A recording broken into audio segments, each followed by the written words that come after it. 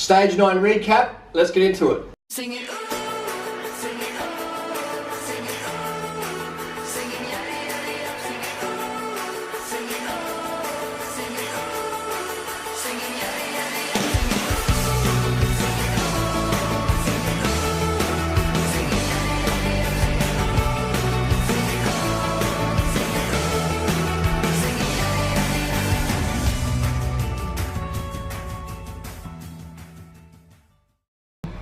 So we have Stage 9 Tour de France. Dan Martin crashes twice after Richie Porte crashed out. Did Richie Porte crash because he has the new Dura-Ace brakes? Let's find out. So we have a Trekker here, which is a fantastic bike, not sponsored, but I think it's one of the best bikes you can get for the money, regardless. Under $2,000, Trekker ALR as a race bike, it's really, really good. Allows for 28mm tyres. Anyway, this new Shimano brakes, in my opinion, caused the crash, the second crash of Dan Martin, which compromised the potential of an Irishman on the podium in the Tour de France. Now, let me explain why.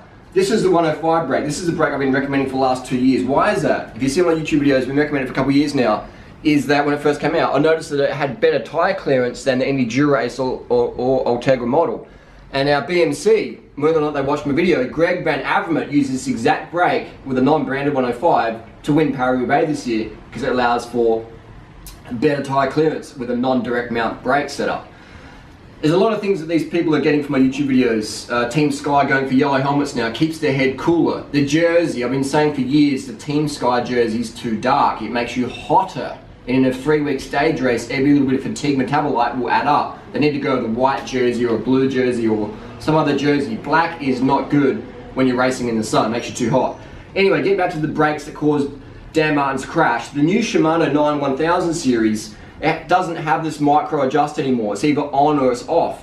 So Dan Martin, he crashed into Richie Porte in stage 9, went up the bike bars, smacked his carbon front wheel, fucked it up, had to get a spare, and they put it in, but they left the brake open. So he goes around the corner, next corner, goes to hit the fucking front brake, there's no brake, he crashes again. That's his podium chance gone, just because he used the Shimano latest brake. Now if you watch carefully, Contador doesn't use the 91000 series direct mount in his new Amonda SLR. He uses the 9000 series direct mount brake because it allows that micro adjust. So Contador was one step ahead of the game, and knowing if he got a spare wheel, then he could do the micro adjust. Because these days in the peloton we have different width rims, wide rims, skinny rims, shallow rims, low carb, high carb, skinny rims. All right, so you have all different rim widths. So if you put you get a spare wheel with a new Shimano not Dura-Ace 91000, you're fucked. You are fucked, really, because you don't know what variation you're going to get, so your brakes will or not work. This is another example where the pro peloton gets fucked up the arse.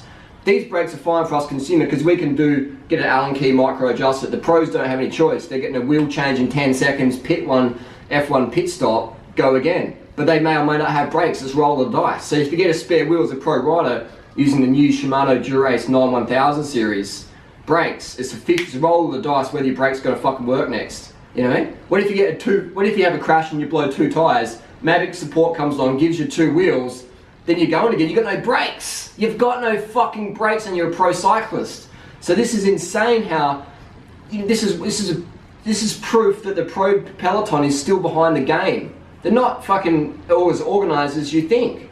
This is really disappointing. So I would like to see that everyone discard the new 91000 series brakes in the pro peloton if your safety is a concern. For us consumers, they're okay, because we can pull our multi-tool out and adjust it. We don't have spare wheels given to us, so it's not an issue for the consumer. It's still a great product, but if you're a pro racer, it's dangerous as fuck. And Contador was very smart in changing that. He's got the old style brakes on his bike. So there's another example where the pro rider gets fisted up the arse. What else have we got? We've got Team Sky, running a 32 cassette. If you see here, we've got a 32 cassette. Come down here, my camera assistant. We've got a short cage Shimano derailleur, which I've been saying for years works just fine with that 32 cassette, and it works just fine. So we've got that. Now Chris Frieme's using a 32 cassette, and this is the first time in Tour de France history that someone's done a hack like that. Bradley Wiggins did it in 2012, but they used the long cage derailleur. This year they've used a short cage derailleur. They've given Shimano the middle finger and said, we're going to run a 32 cassette because we've seen Duranotter do it on YouTube. And I was the first person to put this up on YouTube. Shimano America, Shimano Australia said it can't be done. And I said, guys, I'm doing it. And they're like, oh, well, you know. So now Chris Froome, Team Sky's doing it. So they're giving the big finger to Shimano, and I'll rate Shimano product, you know, but I don't rate how behind old school some people are with diet, nutrition, technology. It's like, this shit works. The 32 works fine with the long cage, short cage derailleur on a vertical dropout derailleur. If you're running an old Eddie Merckx horizontal, it may not work, but these long derailleur hangers work perfectly with that, so there's no need for that glaggy, slow shifting GS derailleur with just a 32. We're running 40 cassettes on these short cage derailleurs, but that's another video. So that's another thing that I've been right on, and people say I was wrong. During rider, you're wrong, you can't break Shimano's rules. Well, break rules, pun intended. Dan Martin crashed because he followed Shimano's rules with that shitty brake. Chris Froome didn't follow the rules, didn't get dropped, ran a 32 cassette. Some riders from Quick Step, etc. You see him grinding up the hill in 28s or whatever. Chris Froome's in the 32, spinning, reducing his fatigue metabolites. White jerseys for Team Sky, give that a thumbs up. Been saying that for years, I should get rid of the black. Yellow helmets to, you know, I think they've been doing it for a while, just for the Tour de France, but having a black helmet, your head's getting hotter. Great if it's in the middle of winter, but for visibility, safety, visibility is not an issue in the Tour de France, but maybe for your sponsors it is. But if you want to have a cool head, get a cool coloured helmet. I mean, you see me with a black helmet, that's the last time I'm wearing black, but what else can we talk about? We've talked about the brakes, we've got the gear ratios, we've talked about, that's the reason Dan Martin crashed stage 9, because he ran the new Dura-Ace brakes. Again, it's not an issue for the consumer, it's not a recall issue, it's just an issue for the pros. And that's about it. So people can disagree with me all they want over the years. So you're wrong, 32 cassette. Now Chris Froome proves you're wrong. Team Sky proves you're wrong. They're following my advice. Alright, so, and here's another thing. I see some pro riders, still not that lean. Their face is a bit puffy. It's not as lean as my face. And the amount of miles they do every year, they should be a bit leaner. I could definitely get most of those pro riders a little bit more leaner, and just judging by the face. The face is too round. If you're a pro cyclist, 30 years old, 25 years old, doing 30,000 k a year, you shouldn't have any little chipmunk pumpkin face. It should be lean, it should be skeletal. It should be like Lance Armstrong's face. Lance never had a puffy face. Ulrich did, Lance didn't. Veronk didn't, Escartine didn't.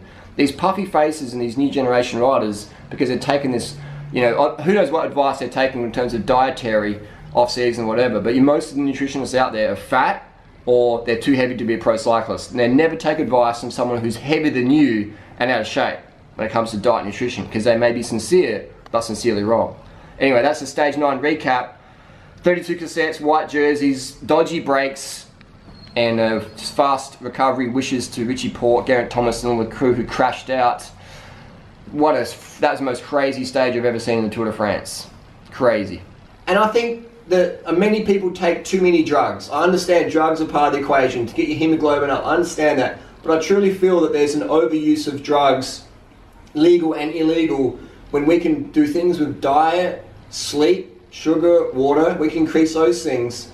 And I think then we'll be using less drugs. I don't think we'll ever get rid of drugs, because let's just be honest.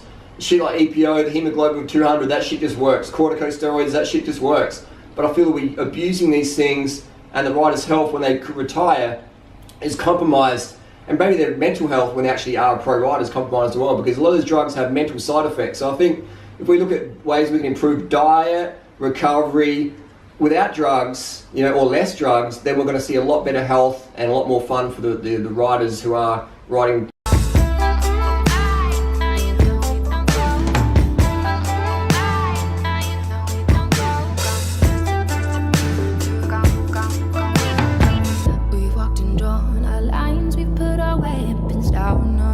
Turn to gold and now we're blacking out.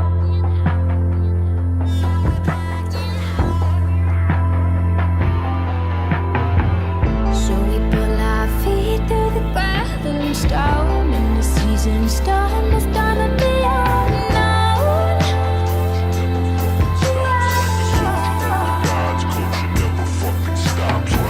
Imagine we are higher than the sparrows, casually breathing with the pharaohs. Tragically, we fall just like the arrows. You will hear our voices echo. We are the hearts. We will never be apart. So